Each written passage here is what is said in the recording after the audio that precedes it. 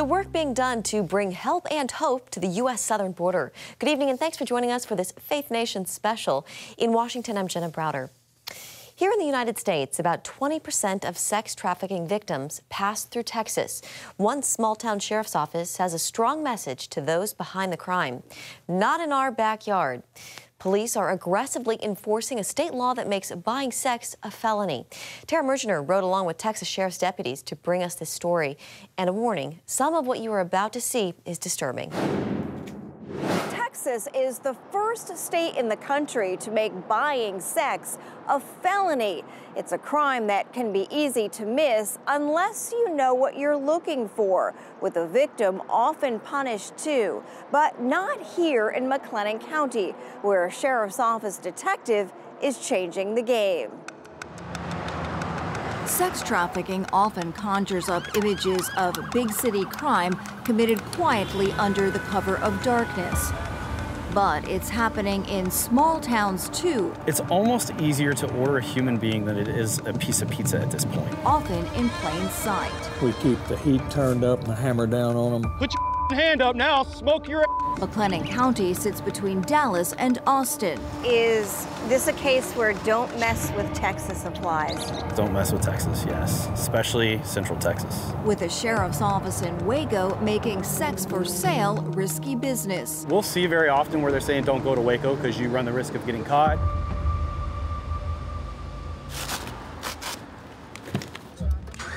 So we're just going to one of the local motels. We got a text message from a guy who found the sex ad we had posted. Since launching a human trafficking task force in 2014, Detective Joe Scaramucci's two-man team has been using internet savvy and a finely tuned ground game to round up hundreds of suspects. We target traffickers, we target buyers. Routinely outpacing larger law enforcement agencies. Slide on out here for me, guy. Put the phone down. I haven't seen one yet that's presented a reason why we're like, oh, yeah, we're not going to arrest you. What's your rank in the military? Sergeant. Hey, you even got love notes from your wife and your lunch kit. Yeah. I can't do this. Please, I have to go home. If we can take the buyers out, then we can also kind of decrease the amount of trafficking. Most of the time, law enforcement isn't doing that. 10-4, en route to the jail. Regular stings include Scaramucci posing online as a sex worker to lure buyers looking for a tryst. So I'm telling him for a half hour to engage in full sexual intercourse is $140. Even if you don't show up, chances are we're able to work it backwards and get an arrest warrant and go pick you up. Hey, what's up, man? It's a felony. It's a felony? I have to tell you something. What? I just got arrested. No, that is not what happened. Several sex buyers have been picked up right here just in the last few days. All are taken straight to jail. As of September 1, it's a felony. Yeah. Yep, go right over here. You know that paying for sex No, is it is illegal. very legal, yes. Do you know it's a felony in Texas? I did not know that. What? When we get in there, I'll take them off. Does it ever shock you how young some of these people are? It's heartbreaking that 18-year-old, 19 and 20-year-old kids are showing up doing this kind of stuff. Law enforcement is currently unjustly targeting women. Scaramucci is the only officer who testified in support of Texas's new law cracking down on predators and shifting blame away from victims. So this website aggregates sex ads just from all over the internet. Ads selling the same woman across state lines, tattoos consistent with prostitution, and photos other than selfies are telltale signs. The majority of victims are female, lured into prostitution. And then there's a girl that I've been watching for a while. This one features an X-rated video with a man Scaramucci believes is her pimp. Quick detective work reveals the two are at a nearby motel. When are y'all hop in with me real fast? Should we change your locations? Yeah, representative. We catch up with them at a gas station.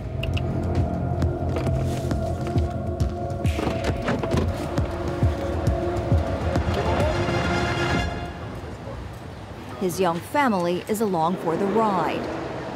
The woman who says she's addicted to meth confirms he's been selling her since they met and keeping the money. She was homeless. He found her at a local intersection walking down the street, picked her up, gave her a place to stay. What is mega personals? But like other women snared in Scaramucci's bus, she'll get help, not jail time. This is gonna go as well. Most of the women that we rescue don't want to be prostitutes. They get pushed into it or lured into it by the traffickers. These people are slick. On standby are members of Unbound Now, which recently opened the state's second safe house for girls. Help get them medical, food, shelter, just walk with them and then do case management. When the unit shut down massage parlors in the county a few years ago, another Waco massage parlor has been raided. Not one sex worker faced charges. They feed you drugs. You give them their money, they make sure you have your drugs, and nobody gets hurt. Traffickers prey on people of all ages and backgrounds. Befriending and then trying to figure out what. Not only is McLennan's no-nonsense approach to the problem getting media recognition and prestigious awards, international law enforcement agencies are reaching out to learn from its success. It's a cat and mouse game. You're trying to duck me, I'm trying to find you. And we got to get help for a victim of trafficking, right? So that's a huge success on our part. Still, the work is daunting. If you can get that one sexual deviant that is hitting up the 12-year-old girl, there's going to be 10, 20, 30 more behind them. In Texas alone, tens of thousands of victims are minors, many peddled through the darkest corners of the internet. Yeah, my name's Joe Scaramucci. I'm a detective with the Sheriff's Office in Waco, Texas. This time, the trail leads to a retail employee in another state. Well, the problem is I have your IP address. That's why I'm contacting you.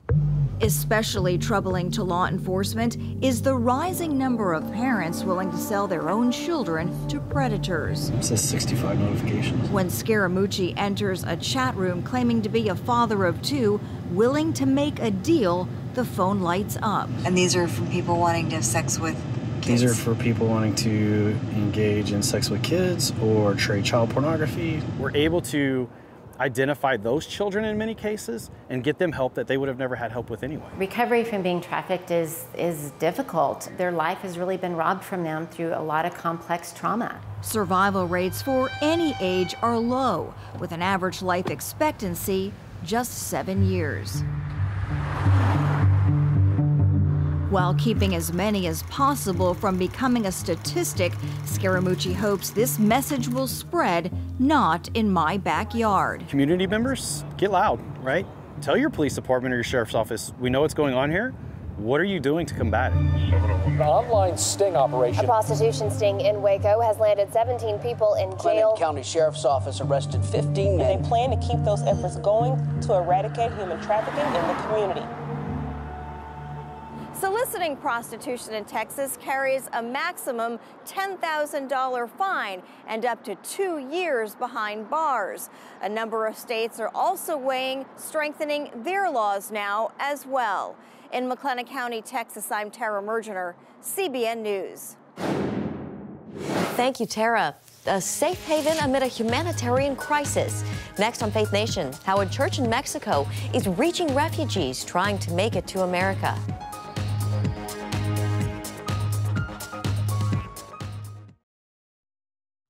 Welcome back. A God-given dream led Gustavo Banda to start a small church in Tijuana, Mexico.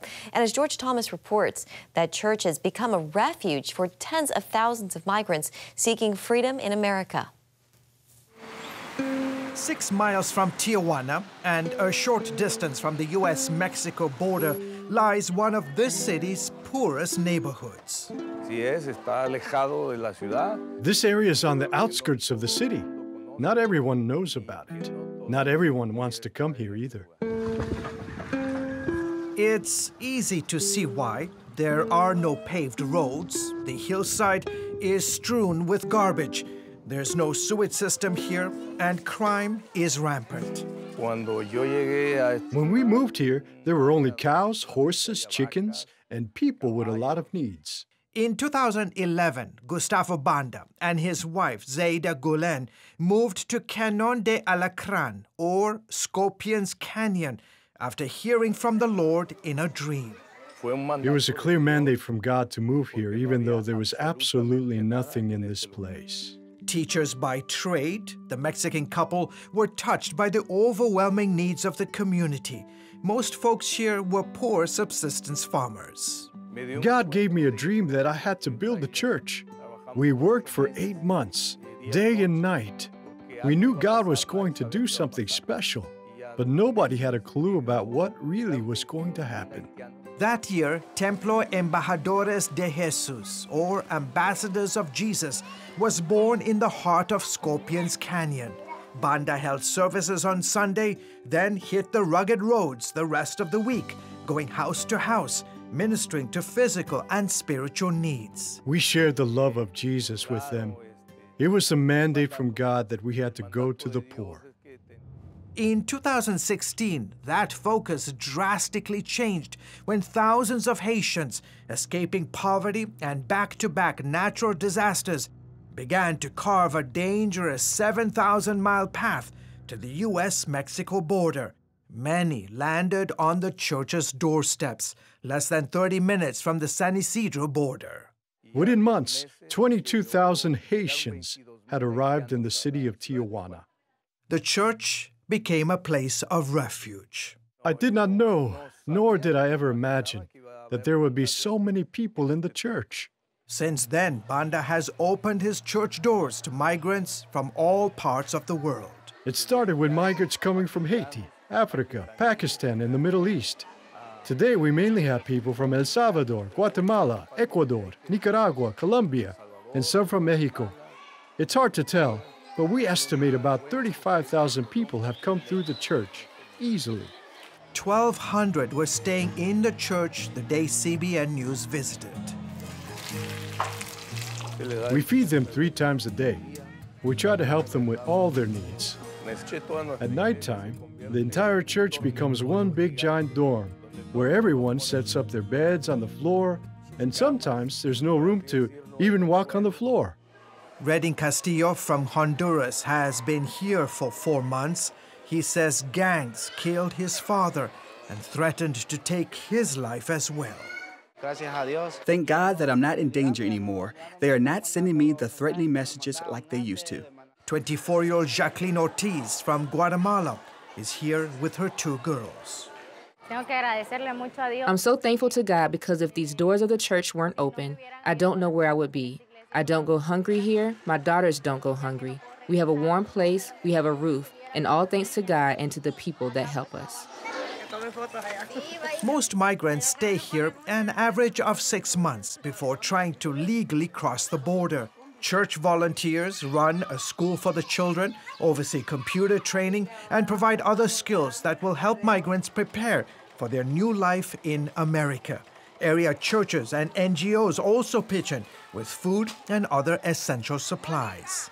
The most important thing for the migrants to know when they get here is that there is hope, and although they have left their families behind, all of us that are here have become their family. Come Sunday, everyone picks up their bed and dresses up for a lively church service. I know that I only have a little bit of time with them, so my job is for them to know as much as they can about Jesus, baptize them, and send them to the United States believing in Jesus.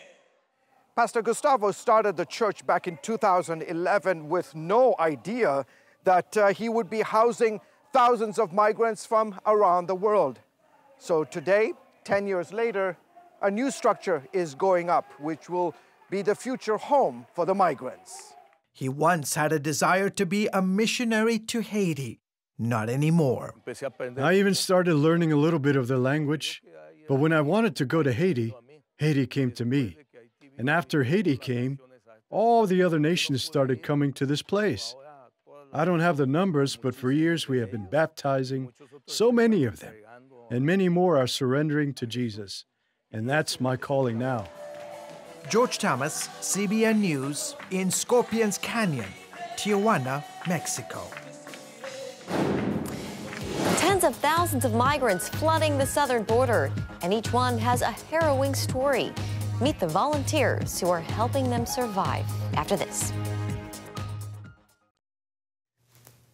The U.S. is experiencing record high numbers of immigrants at the southern border, and it's not just government agencies responding. Faith-based shelters are also stepping in to meet demand. Heather Sells traveled to El Paso, Texas for a first-hand look at the role ministries play on the border. These are the early morning sights and sounds from the kitchen at this Baptist migrant shelter. The beginning of a busy day as some 60 parents and children need breakfast, plus a ride to the airport or bus station. We give them a hot meal, we give them clothes, hygiene. Pastor Kelly Knott oversees the ministry. They're coming from Haiti, Chile, Brazil, Turkey. A true melting pot is overflowing at the El Paso border these days, with authorities apprehending tens of thousands of migrants each month. Local churches and ministries are stepping up. El Paso churches and other faith-based groups host migrants at 14 sites, and they are hoping to open more in anticipation of greater numbers in the months ahead. We are now seeing a ramp up of the number of families. Ruben Garcia has been receiving migrants for over 4 decades at Annunciation House, one of the leading faith-based shelters on the border. He has watched numbers rise this year as countries like Nicaragua, Venezuela, and Cuba refuse to take back those the U.S. expels. And the Biden administration allows more with safety and persecution fears to cross over. We're seeing those nationalities that cannot be expelled increasing. And so, like today, where immigration is releasing 470 refugees to us. Garcia is motivated by his faith, and specifically God's love for the poor. The God of creation identifies first and foremost with the least among us. So, if we want to discover our own holiness, if we want to discover a depth of life, a sense of purpose, then we need to place ourselves among those that God identifies with first and foremost. Garcia organizes hospitality sites for migrants just released from immigration processing. He has created the network of local shelters, calling on churches like Pastor Kelly's to provide cots, food, showers, and transportation. More than 80 Baptist churches support this location. Pastor Kelly says serving migrants paves the way for the sharing of the gospel. At the end of the day, I think that's what it's all about. Really, no one really cares how much we know, but how much we care. Martha Lay is one volunteer serving in this small army. As a Christian, I think that we need to be helping our brothers and sisters.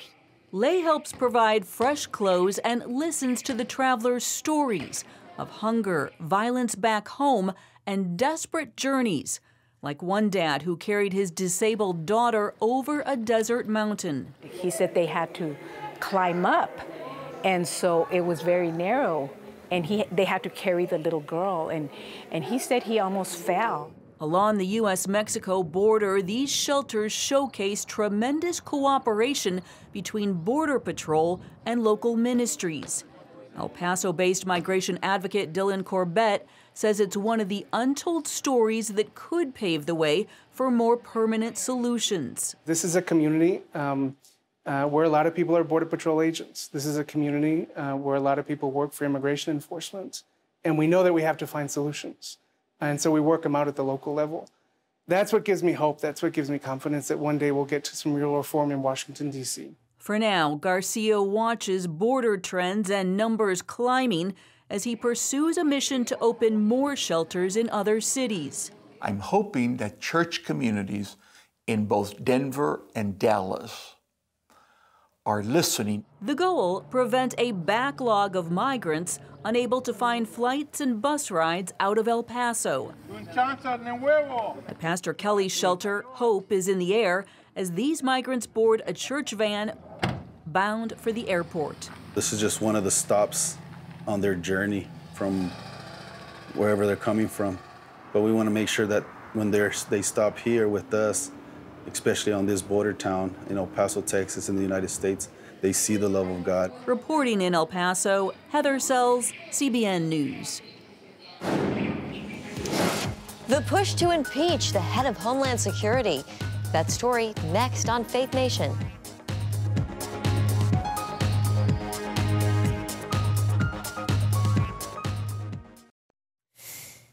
As we've been reporting during this special program, many see the situation unfolding at the southern border as chaos. And now House Republicans want to impeach Department of Homeland Security Secretary Alejandro Mayorkas.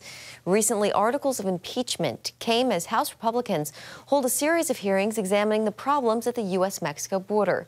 Many believe Mayorkas is largely responsible.